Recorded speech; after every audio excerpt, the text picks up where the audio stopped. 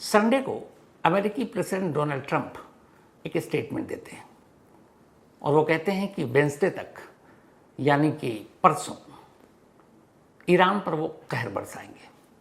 Iran के पुल, सड़कें, वहाँ के तेल, गैस, बाकी हर चीज़ बर्बाद कर देंगे।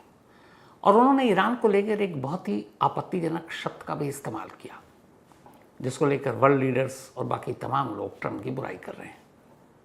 जो भी उन्होंने ईरान के लिए कहा, अगर ट्रंप की ईरान की सरकार या ईरानी रिवोल्यूशनरी गार्ड से दुश्मनी है वो अलग बात है। ईरानी जनता या आवाम के लिए वो शब्द कोई कैसे एक राष्ट्र अध्यक्ष इस्तेमाल कर सकता है, उस पर खैर बात चल रही है, मैं उस पर बात नहीं कर रहा हूँ। लेकिन ये सारी धमकी देते हैं और वेंसडे तक का वो डेडलाइन दे रहे हैं कि वो ईरान को बर्बाद कर देंगे, जहन्नम बना देंगे। संडे को ट्रंप का ये बयान आता है, उससे 2 दिन पहले फ्राइडे को एक और चीज़ होती है। फ्राइडे की सुबह सुबह अमेरिकी प्लेन एक F-15E, ई फॉर ईगल बाज। तो F-15E जो है अमेरिकी प्लेन, इसकी खासियत ये है कि इसके बाज जैसे, इसकी उड़ान बाज जैसे होती है और इसका काम होता है निगरानी, आसमान में जाकर दुश्मन के ठिकाने की निगरानी करना और फिर उसके बाद आगे की कार्रवाई होती है। तो F-15E ईरान के एक बेहद अहम ठिकाने इस्फहान, जहाँ पर ईरान का न्यूक्लियर प्लांट है या फैसिलिटी है, और कहते हैं कि सबसे ज़्यादा इनरिच या शुद्ध यूरेनियम इसी इस्फहान न्यूक्लियर प्लांट में रखा हुआ है। तो फ्राइडे की सुबह अमेरिकी प्लेन F-15E यानी ईगल इस्फहान के आसमान में उड़ रहा है, जासूसी कर रहा है, देख रहा है। अचानक ईरानी डिफेंस सिस्टम को पता चल जाता है, उनके air defence system F-15 eagle पर हमला करता है और प्लेन नीचे गिर पड़ता है। लेकिन इससे पहले कि प्लेन नीचे गिरता, उस प्लेन में 2 लोग सवार थे, एक पायलट और एक वेपन अफसर। वेपन अफसर इस F-15E में, पायलट आगे बैठता, वो पीछे बैठता, उसके पास एक पिस्टल होता है और ज़रूरत पड़ने पर वो एक हथियार या आर्म मैन का काम करता है, जिसके पास हथियार हो। तो जब ईरान ने प्लेन को मार गिराया, उससे पहले कि ये दोनों, इनको कुछ नुकसान होता, ये अपने आप को उस प्लेन से इजेक्ट कर लेते हैं, यानी प्लेन से बाहर निकल आते हैं। बाहर आने के बाद, अब चूंकि ये प्लेन इस्फहान के आसमान में उड़ा है, तो पायलट और एयरमैन या वेपन अफसर, ये दोनों ईरान की ही सरजमीन पर उसी इजेक्ट के बाद पैराशूट के जरिए लैंड कर जाते हैं। अब जब लैंड किए तो इनमें से एक अलग और दूसरी अलग, हो सकता है हवा की डायरेक्शन की वजह से दोनों के डायरेक्शन चेंज हो गए। तो जो पायलट है वो ईरान की सरजमीन पर लैंड करता है और एयरमैन उसी ईरान की धरती पर लैंड करता है। इधर अमेरिका को खबर है कि उसके F-15E को मार गिराया गया है, लेकिन ये पता है कि इसके पायलट नीचे हैं और अमूमन इन लोगों को एक ट्रेनिंग दी जाती है। जब आप इजेक्ट होकर दुश्मन की सरजमीन पर जाते हैं तो कैसे बचना है, कैसे निकलना है, कैसे रेस्क्यू ऑपरेशन कराना है। तो इनके पास, इनके वर्दी के अंदर एक छोटा सा एक इक्विपमेंट्स होता है जिसे बीकन कहते हैं। वो एक तरह का ट्रांसमीटर होता है, संदेशवाहक आप समझ लीजिए, जो मैसेज देता है आपको और आपके जो पीछे के इंचार्ज हैं कि आप कहाँ हो। एक तरह से वो GPS टाइप का काम करता है, एग्जैक्ट आपका लोकेशन भेजता है। तो पायलट नीचे था लेकिन वो मशीन उसके साथ थी, लोकेशन पता चला। करीब 8 घंटे के अंदर अंदर उस पायलट को ईरान की सरजमीन से सुरक्षित निकाल लिया गया।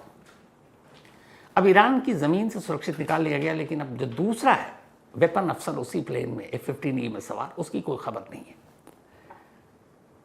अब कोई कांटेक्ट भी नहीं हो रहा है, उस सिस्टम से भी नहीं हो रहा है जिसके ज़रिए आप लोकेशन या मैसेज देते हैं। इधर जब इस प्लेन हादसे की खबर आई और पायलट बचा लिया गया ईरान की सरजमीन से, ये सोचेगा कि अभी जंग चल रही है, ईरानी पूरी फोर्स है, और फिर भी तो ये बड़ी कामयाबी थी।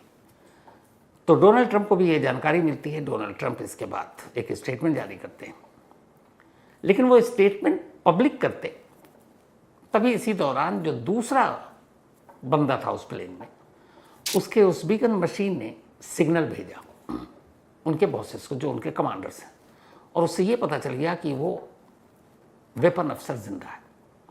जैसे ही पता चला जिंदा है तो फिर ये है कि उसका रेस्क्यू करना है। तो फ़ौरन व्हाइट हाउस में खबर दी गई, कहा गया डोनाल्ड ट्रंप को, अभी आप ये जो भी सोशल मीडिया पर आप डाल रहे हैं वाहवाही की कि हमने पायलट बचा लिया, इसको रोक दीजिए, क्योंकि अभी दूसरे का ऑपरेशन चलाना और उसकी जान को खतरा हो सकता है। और उन्होंने कुछ मोहलत मांगी। ट्रम्प ने कहा ठीक है, ट्रम्प ने अपना स्टेटमेंट रोक दिया। अब इधर रेस्क्यू ऑपरेशन शुरू कि उस जिंदा बच गए वेपन अफसर को ईरान की सरजमीन से चलती जंग के बीच कैसे बाहर निकाला जाए। अब इसके लिए अलग अलग तैयारी हुई, तमाम ऐसे वेपन, तमाम ऐसे प्लेन, चॉपर, और फिर हुआ कि सील कमांडो को तैयार करो। अमेरिका की सील कमांडो वो टीम है जो धरती पर, समंदर में और आसमान में कहीं भी ऑपरेशन चला सकती है।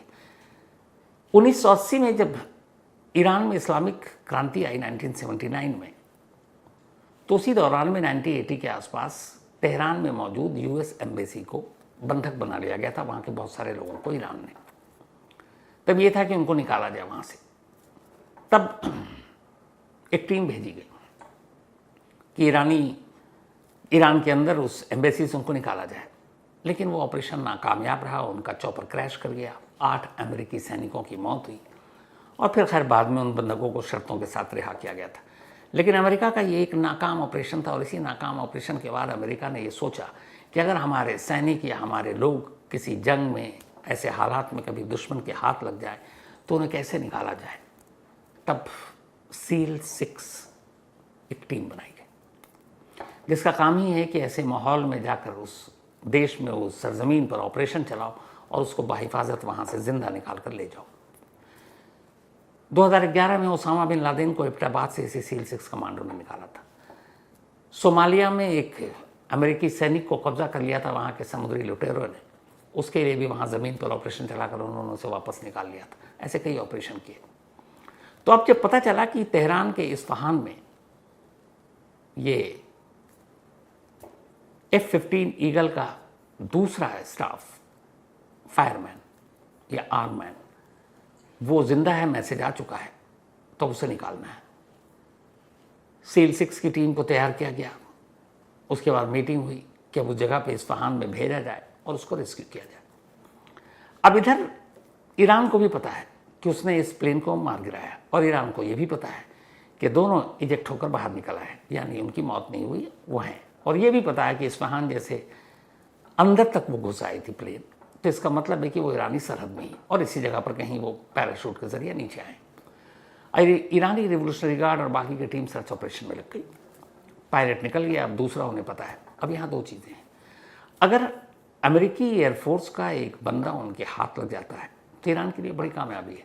फिर वो उसके बदले में बहुत सारी शर्तें और बहुत सारी चीज़ें कर सकता था अमेरिका के साथ बातचीत में, उसको जिंदा वापस करने के।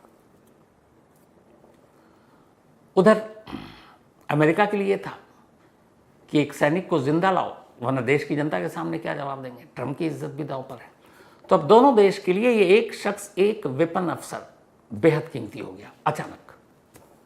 अब दोनों लग गए, अमेरिका और इधर ईरान ये कि किसी तरह ये पायलट या फायरमैन उसके हाथ लग जाए तो उसके बदले में वो निगोशिएशन करेगा, बातचीत करेगा अमेरिका से, शर्तें मनवाएगा। और उधर डोनाल्ड ट्रंप को कि अगर हम इसे बचा नहीं पाए तो अमेरिकी जनता को क्या जवाब देंगे। अमेरिकी जनता वैसे ही खिलाफ है, इस जंग को लेकर ट्रंप के खिलाफ पूरा आंदोलन चल रहा है, नो किंग। तो अब दोनों के लिए एक इंसान इस जंग में इस वक्त सबसे इंपॉर्टेंट हो गया अचानक। अब दोनों ने पूरी ताकत लगा दी कि पहले कौन उस तक पहुंचता है। ईरानी रिवोल्यूशनरी गार्ड और उसके बाकी लोग उसे ढूंढने लगे। इस दौरान में ईरानी सरकार और ईरानी रिवोल्यूशनरी गार्ड ने एक अनाउंसमेंट कर दिया कि एक अमेरिकी जहाज का पायलट या फायरमैन इस्फहान की पहाड़ियों के आसपास कहीं है, जो भी उसका पता देगा या उसे पकड़ कर लाएगा उसे बहुत भारी इनाम दिया जाएगा। अब ईरानी जनता भी लग गई कि हाथ आ जाए तो पैसे मिलेंगे, जंग तो है ही है, दुश्मनी तो चल ही रही है, तो दोनों मकसद थे। और ईरानी रिवोल्यूशनरी गार्ड की पूरी टीम भी उस इलाके में लग गई। ये इस्फहान का जो एक एरिया है ये अपने आप में बड़ा इंपॉर्टेंट है, क्योंकि ईरान के न्यूक्लियर फैसिलिटी के हिसाब से ये सबसे इंपॉर्टेंट है, सबसे बड़ा माना जाता है, सबसे ज़्यादा शुद्ध यूरेनियम यही है। 2025 में जून में इसी जगह पर अमेरिका ने बम गिराए थे उस न्यूक्लियर प्लांट पर, जो बंकर बस्टर थे कि ज़मीन के अंदर तक घुस के मारे। लेकिन तब अमेरिका हैरान रह गया था कि जो एयर डिफेंस सिस्टम इस्फहान में है वो तेहरान में भी नहीं है। और यही वजह है कि F-15 ईगल को फ्राइडे को मार गिराया जब वो ऊपर उड़ा था।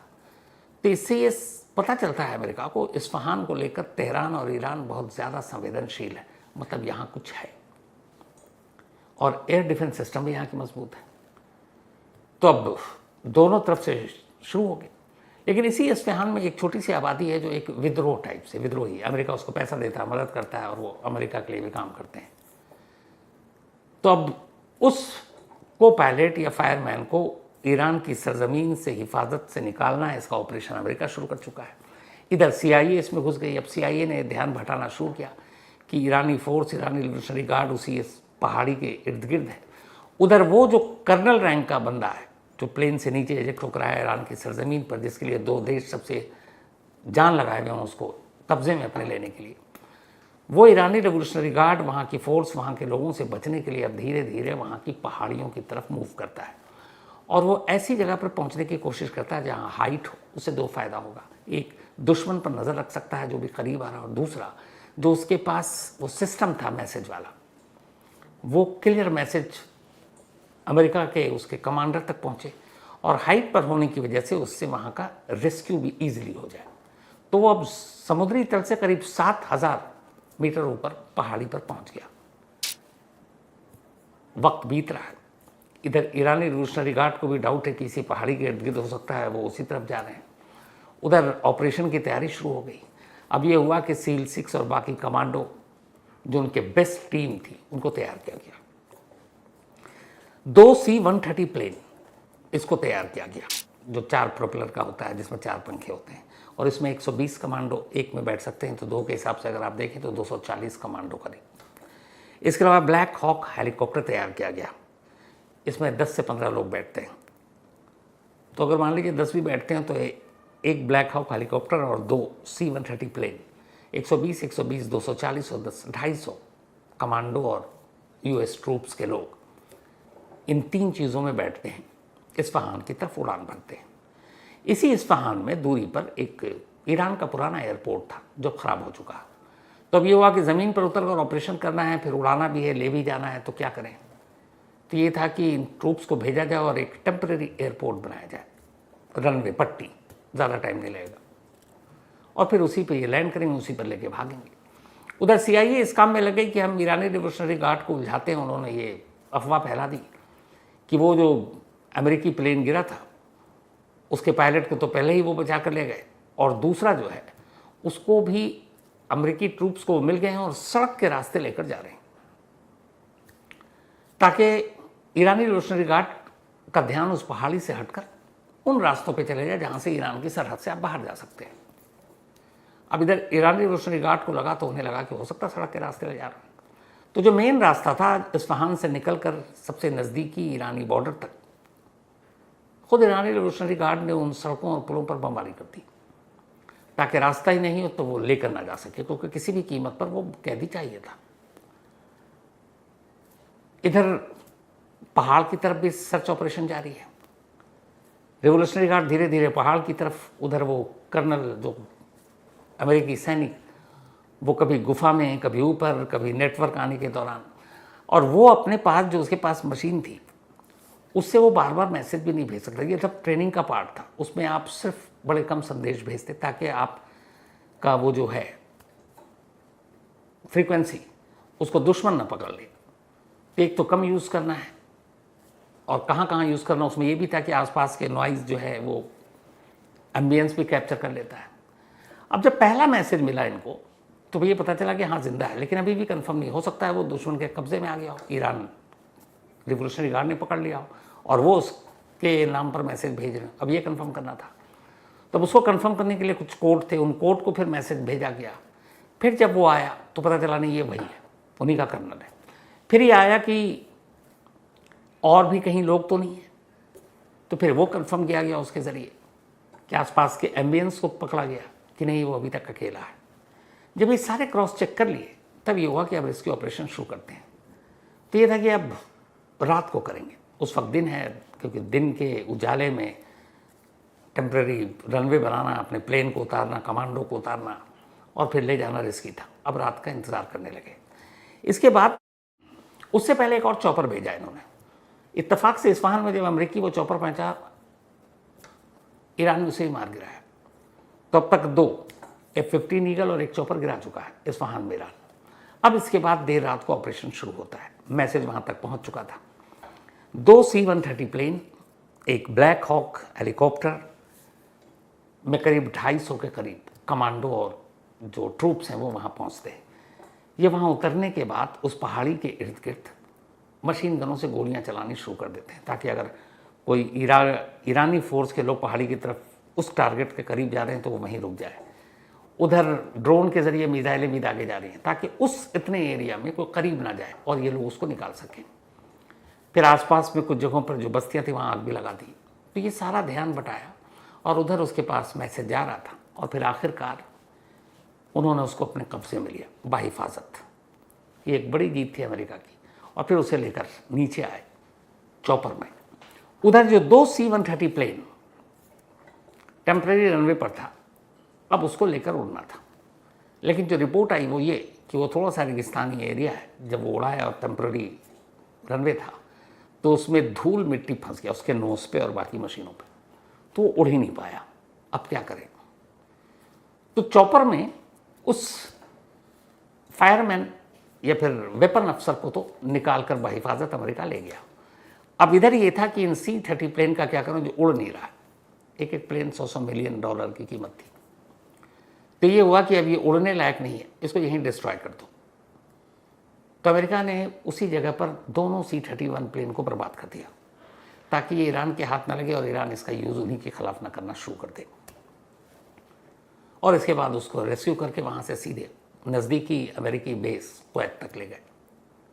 और फिर कुवैत के बाद वो घायल है लेकिन सेफ है जो कर्नल, तो बाहिफाजत रेस्क्यू हो गया।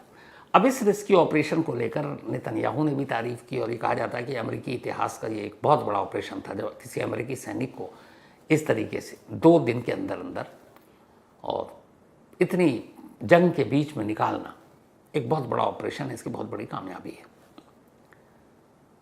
अब ये कहानी का एक पार्ट है।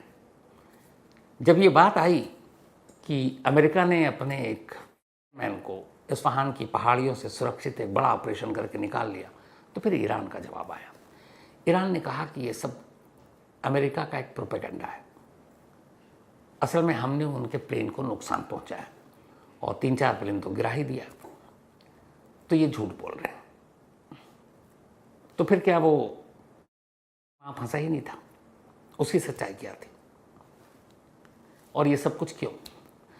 तो खुद अमेरिका के अंदर अमेरिकी मीडिया की एक बड़ी तादाद और CIA के जितने एक्सपर्ट्स हैं वो अमेरिकी चैनल पर बैठ कर जो बातें बता रहे हैं, जो कहानी सुना रहे हैं। अब कहानी का दूसरा पहलू आपको वो सुनाता हूँ। पहला तो ये हो गया कि एक प्लेन को ईरान ने मार गिराया इस्फहान में, उसके बाद दोनों इजेक्ट होकर बाहर निकले, पायलट 6-8 घंटे बाद मिल गया और दूसरा फायरमैन 2 दिन के बाद रेस्क्यू करके ले गए बाहिफाजत। और डोनाल्ड ट्रंप ने फिर इस पर स्टेटमेंट भी जारी किया कि एक हिस्टोरिक ऑपरेशन है और उन्होंने कहा कि कमाल है। अब जो खुद अमेरिका के अंदर अमेरिका के CIA के एक्सपर्ट और जो वहाँ की मीडिया है जिन्होंने पूरी इन्वेस्टिगेट की इस कहानी की, वो एक दूसरी कहानी लेकर आए। उनकी दूसरी कहानी ये है कि असल में ये F-15 ईगल और इसके पायलट और फायरमैन ईरान का मार गिराना यहाँ तक ठीक है, फिर ये दोनों इजेक्ट हो गए, ये भी ठीक है, पर ये दोनों कभी ईरान की सरजमीन पर फंसे ही नहीं थे, ये उससे पहले ही निकल लिए, तब ईरानी सरहद भी नहीं था। और ये दोनों कभी इस तरीके से घुसे ही नहीं और न इनके लिए कुछ सर्च ऑपरेशन चला, क्योंकि अमेरिकी के इतिहास में अमेरिका के इतना बड़ा इससे पहले कोई सर्च ऑपरेशन हुआ ही नहीं किसी एक बंदे के लिए, जिसमें 250 के करीब commando, C-130 plane 2, Black Hawk helicopter और 2 उससे पहले गिरे। तो एक बंदे के लिए अमेरिका ने कभी इतना बड़ा ऑपरेशन नहीं चलाया, तो फिर ये क्यों? तो अब संडे का जो शुरू में आपको बताया था डोनाल्ड ट्रंप का एक स्टेटमेंट याद रखिएगा कि वेडनेसडे तक का टाइम है, उसके बाद ईरान को हम जहन्नम बना देंगे, बर्बाद कर देंगे। और दूसरी बात याद रखिएगा जो पहले भी कहानी में सुना चुका हूँ कि डोनाल्ड ट्रंप बार बार कह रहे हैं कि ईरान के यूरेनियम पर हम कब्जा करेंगे और हम उसे अमेरिका ले जाएंगे। और तीसरी बात याद रखिएगा जो डोनाल्ड ट्रंप बार बार कह रहे हैं कि अब मौका है और वक्त है कि ईरान की सरजमीन पर हम अपने ट्रूप्स फौज भेजेंगे और अब ज़मीनी लड़ाई लड़ेंगे। लेकिन उसका इन दोनों पायलट से क्या लेना देना? तो CIA के एक्सपर्ट्स और अमेरिकन मीडिया की जो कहानी दूसरी है वो ये है कि असल में एक ज़मीन तैयार की गई इस्फहान के ईरानी न्यूक्लियर प्लांट से एक ऑपरेशन के ज़रिए उस शुद्ध यूरेनियम को चुराने की या उस पर कब्जा करने की। तो कहानी इसी तरह से बनाई गई कि अमेरिका ये कहे कि उसका एक प्लेन जिसे ईरान ने मार गिराया, उसके अंदर 2 लोग सवार, एक पायलट और एक फायरमैन, वो दोनों इजेक्ट करके पैराशूट से नीचे अपनी जान बचा ली, ईरान की सरजमीन पर गिरे। पायलट को तो हमने बचा लिया, पर दूसरा 2 दिन तक वहाँ रहा, हमने एक महान ऑपरेशन के ज़रिए उसे भी बचा लिया। कहानी ख़त्म। बट यहाँ पे ये सिर्फ कहानी नहीं है जो CIA के एक्स और बाकी लोग बता रहे हैं, वो एविडेंस के साथ बात करें। उनका कहना है कि C-130 प्लेन में, एक प्लेन में 120 कमांडो बैठते हैं, तो 2 में हुए 240, ब्लैक हॉक हेलीकॉप्टर में 10, तो टोटल हुए 250। अब जब उस आर्मैन को पहाड़ी से रेस्क्यू करा लिया गया और एक चॉपर में उसे बैठाकर कुवैत ले जाया गया बाहिफाजत, यहाँ तक कहानी ठीक। उस चॉपर में 10 लोग बैठे होंगे और 2 प्लेन C-130 जो टेम्परेरी रनवे बना था अस्थायी, वहाँ मड या धूल मट्टी जमा होने से वो उड़ने लायक बचा नहीं, तो अमेरिका ने उसको वहीं तबाह कर दिया और ये था कि फिर वो निकल गए। अब सवाल ये है कि फिर वो जो दोनों में बैठकर 240 कमांडो आए थे वो कैसे गए, क्योंकि आपने दोनों तो तबाह कर दिया, तो वो कैसे गए और उधर उनको लेने आया सिर्फ एक चॉपर। तो अगर उसमें 10 चले गए या उसमें 20 भी चले गए बड़ा है, यही उन लोगों का कहना है। मैक्सिमम मान लेते हैं कि 50 चले गए, तो बाकी 200 कैसे गए वापस, और वो गए या वहीं है? तो इसी में असली कहानी है। असल में अमेरिकी मीडिया और CIA के सारे एक्सपर्ट्स का मानना यह है कि डोनाल्ड ट्रंप ने अपना ये बयान या धमकी हवा में नहीं दी है कि वेडनेसडे को हम ईरान को जहन्नुम बना देंगे। वो एक ऑपरेशन की तैयारी थी। ऑपरेशन ये कि जो उन्होंने कहा कि हम इस्फहान से और ईरान से सारा यूरेनियम अपने कब्जे में लेंगे, तो इसी इस्फहान को चुना गया इस ऑपरेशन के लिए, और ये कहा गया कि हमारा एक बंदा वहाँ की पहाड़ियों में है और उसके लिए हम रेस्क्यू ऑपरेशन चला रहे हैं और उसके लिए अपनी टीम भेज रहे हैं ताकि दुनिया भी कुछ ना कह सके। लेकिन उसकी आड़ में हुआ ये कि अमेरिका ने अपने कमांडो, SEAL 6 के कमांडो, ट्रूप्स, बेहतरीन उनके जो फोर्सेस हैं, एलीट, उनको यहाँ पर उतार दिया है और उनका काम ये है कि जाओ इस्फहान के यूरेनियम को चुराओ, वहाँ अपने ऑपरेशन को अंजाम दो। और ईरान की धरती पर जो ट्रूप्स को उतारने की बार बार बात हो रही थी, ये उसकी शुरुआत थी। तो हो सकता है वेडनेसडे की जब भारत में सुबह के 6:30 बजेंगे यानी परसों, और अमेरिका में जब रात के 8 बजेंगे परसों वेडनेसडे, तब डोनाल्ड ट्रंप एक बड़ा ऐलान करने जा रहे हैं। उन्होंने पहले ही कहा 8 बजे वेडनेसडे को अमेरिकन टाइम के हिसाब से रात को, भारतीय समय अनुसार सुबह 6:30 बजे वो एक बड़ा ऐलान करेंगे। तो क्या वो ऐलान इसी इस्फहान के इस ग्राउंड ऑपरेशन, यूरेनियम को कब्जे में ले लेने की बात और वहाँ पर उस न्यूक्लियर फैसिलिटी को पूरी तरह से जाते जाते बर्बाद कर देने का ऐलान, यही होने जा रहा है? क्योंकि CIA के एक एक्सपर्ट्स और अमेरिकी मीडिया और बाकी जितने भी एक्सपर्ट्स हैं, उनका यही मानना है। उनका मानना है कि इस एक ऑपरेशन से कि हमने एक अपने सैनिक को बचाया, असल में वो एक ज़मीन तैयार की गई है एक दूसरे ऑपरेशन की, और उसके लिए इस्फहान में अमेरिकी ट्रूप्स को उतार दिया गया है। और वजह यह है कि उतरे जितने वापस नहीं लौटे, साधन भी नहीं था। हालांकि ईरान का दूसरा वर्जन है कि ये जो अमेरिका क्लेम कर रहा है कि हमने सुरक्षित छुड़ा कर ले गए, तो हमने तो उनके सारे मार दिए। C-130 प्लेन जिसको अमेरिका का ये भी आया कि उसके धूल मिट्टी की वजह से उड़ने लायक नहीं रहा था, इसलिए हमने खुद बर्बाद कर दिया ताकि ईरान के पास न पहुँचे, ईरान उसका इस्तेमाल होने के खिलाफ न करे। ईरानी रिवोल्यूशनरी गार्ड की तरफ से इसको लेकर स्टेटमेंट आया कि अमेरिका झूठ बोल रहा है, असल में इन दोनों प्लेन को भी हम नहीं गिराया। ये ईरान का क्लेम। अब कौन सच कौन झूठ, और वेडनेसडे को शाम 6:30 बजे, बल्कि रात 8 बजे अमेरिकन टाइम और 6:30 बजे इंडियन टाइम क्या ऐलान करने वाले हैं डोनाल्ड ट्रंप, ये सब कुछ परसों पता चलेगा। लेकिन क्या वाकई इस्फहान में या ईरान की सरजमीन पर अमेरिकी ट्रूप्स उतर गई है, ये सवाल है।